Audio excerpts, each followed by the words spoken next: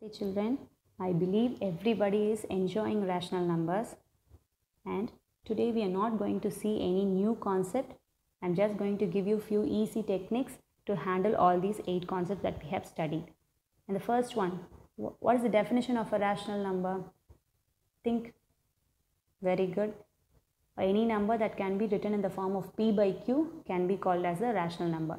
Every integer, whole number, positive and negative numbers, that is integers, can be called as rational number. Very good. So the next one we studied about is rational numbers on a number line. How to spot them on a number line? For that, first we have to check the numerator and check its sign. If the numerator is smaller and positive, it means it lies between 0 and 1. If it is smaller and negative, it means it lies between 0 and minus 1. Okay, and looking at the denominator, we can say how many parts it is being divided into. And in another case, if the numerator is greater, what we should do? We should convert it to a mixed fraction. For example, 18 by 5 is given. You must convert it to a mixed fraction, 3 by 5. That means where does 18 by 5 lie on the number line? It lies between 3 and 4. Okay, good. So the next topic we saw is equivalent rational numbers. Equivalent means what? It is equal in any one aspect. We have to find an equivalent rational number for the given number. What we should do? We have to multiply and divide with the same number, then we will get an equivalent rational number. In another case, if they are giving you two rational numbers and asking you to find out whether it is equivalent to each other or not, what we must do? We have to try to cancel it out and write the least simplified form and check whether these both are equal to each other. If it is the same, then we can say it is equivalent, or else it is not equivalent. Good. So the next thing we saw is rational numbers in standard form.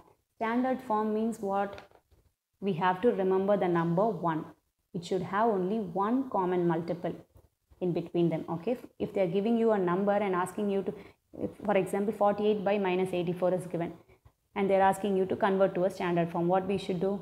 Directly you have to cancel it out, write the least simplified form, and that is the standard form for that number. And that is another one method to find the standard form. What is it? You have to find the HCF for both the numerator and denominator separately, and then multiply and divide with the HCF and write the answer. Okay, and then it is said to be in a standard form. Next one, comparison of rational numbers. We already saw comparison of rational numbers is just the same as we compare two fractions. You have to make the denominator same and then compare the numerator. You can directly say if it is bigger, that number is the greater between them. Okay. The next topic is rational numbers between any two rational numbers. This was the topic that we saw at the last, okay, at the third day of our session. Rational numbers between any two rational numbers means what we have to do? The same thing. What you will do? You have to find out the LCM, make the denominators same, and then between the denominators, you can write the numbers, and those are the rational numbers between those two numbers. And another one thing, we saw a big picture, right? What did we see there? When 0 to 1 is maximized or zoomed and seen, what happens? It was divided into 7 parts. When it was zoomed between 3 by 7 and 4 by 7, what happens? It was divided into 70 equal parts. And 3 by 70 and 4 by 70 was maximized, and we saw up to 700 parts it was divided. So what conclusion did we come? There can be n number of rational numbers. If you want to divide it into 100 equal parts, we can divide. If you want to divide into 1000 equal parts, we can divide. So there is no limited range of rational numbers between any two numbers. Okay. And the next thing, we saw another one, alternate method, right? I told you to find C1, C2, C3 and then solve. For that, I have written a sum. Based on the same concept, you are going to solve another one sum on your own. Now, example 1.5 is given. They are asking you to find 6 rational numbers between minus 7 by 11 and 5 by minus 9. In using the first method, how you will find the rational numbers between them? First, you have to take LCM for 11 and minus 9. So the LCM will be 99, and then using that you have to just write all the numbers. That is, they are asking 6, so you have to write 6 rational numbers between them and you will get the answer. Suppose if they are asking you to find out the rational numbers between the numbers using the average concept, you have to apply with a formula and then only solve. Okay, for that, first you have to draw a number line. Two numbers are already given. So what you can do? Minus 7 by 11 and 5 by minus 9 was given. So you can take the first number as A and the second one as B. Okay, and the center point you can mark it as C1. Okay, for C1 what we have to write as formula? What is in the left and right of it, you have to write it and then divide by 2. So A plus B by 2.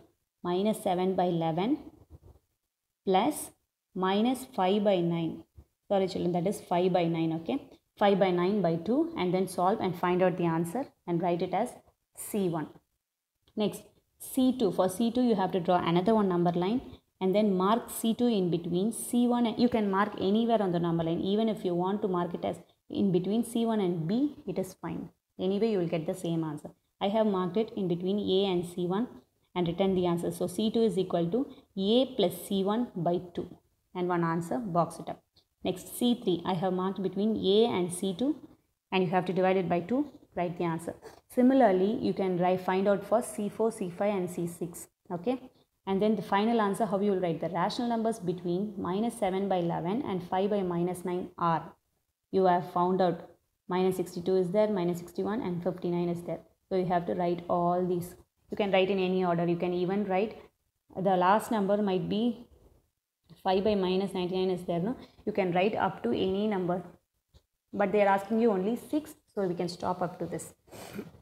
Now using the same concept, you are going to solve example 1.4. Sorry, you are going to solve this exercise 1.1. 7 sum is the same concept. You are going to find 3 rational numbers between 14 by 5 and 16 by 3. And this example 1.4 also you are going to solve it as homework. Only these 2 sums are homework. I'll take a screenshot of this and send it to you children. And example 1.4, you have to make the denominator same and then arrange it in ascending order first and then in descending order. Okay. Hope everything is clear. If you have doubts, please ask me children. Thank you.